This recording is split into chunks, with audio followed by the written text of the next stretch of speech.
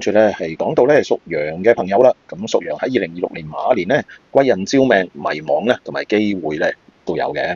咁今年你嘅命格咧係外強中乾啊，吉星帶嚟強大嘅外援咧，有少少空星咧就喺不斷喺度蠶食你內心嘅同暗處嘅運勢嘅。咁成敗關鍵咧係能否將外部嘅機會咧轉化為實質嘅成果啊。咁我哋有太陽星歲合，哇！呢兩粒星咧係代表光明正大嘅外部助力啊。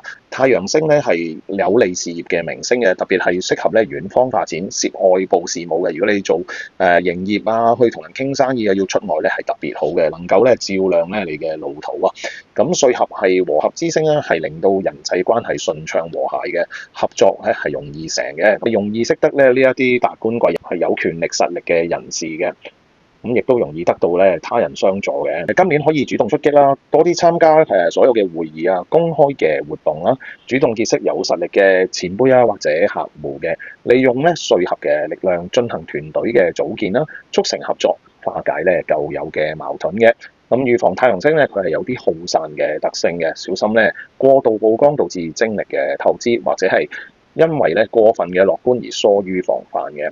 係喺社交運咧，好似開咗一個貴人嘅 GPS 啊！記住咧，要主動定位咧啲有料啊、有權力嘅權貴啊喺邊度咧，就唔好齋坐喺度咧等運到啦。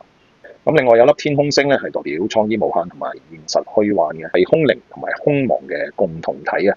主超強嘅靈感，諗頭多多，但亦都主計劃成空咧，財來財去嘅喎。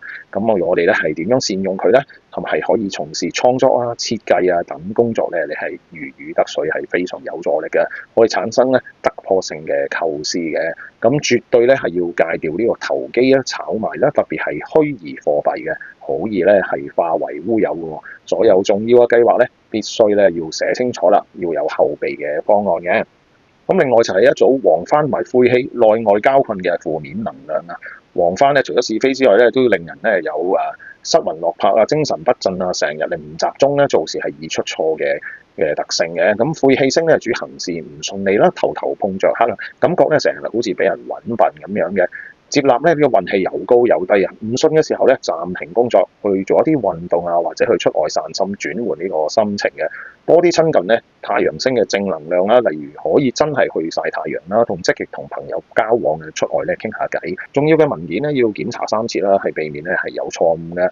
咁進行家居嘅斷捨離啦，即係屋企咧要喺風水方面咧要執清楚啲明堂咧，唔好擺滿晒雜物啦，清理呢個晦氣嘅磁場嗰啲好舊嘅嘢就要抌咗佢啦。咁仲有一組係貪安同埋陰煞，係變動中嘅暗湧啊。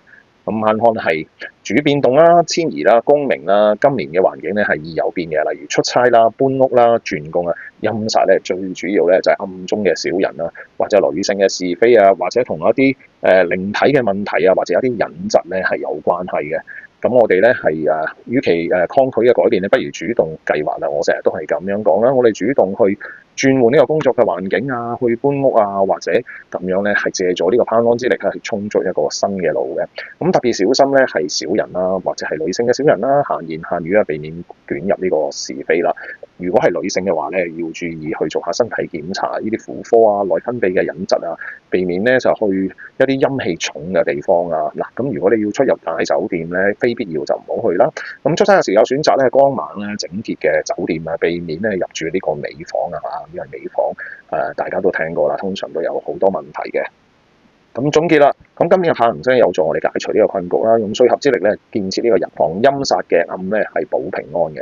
事業啊，如果你係向外闖嘅人咧，適宜咧全力咧向外嘅發展啦，靠一啲貴人同合作嘅伙伴咧，係殺出一條血路嘅。咁變相咧係仲有上位嘅機會喎。財運咧遠離高風險嘅投資，信賴咧正財嘅收入。我哋咧用創意咧用於本來嘅工作嘅開源啦。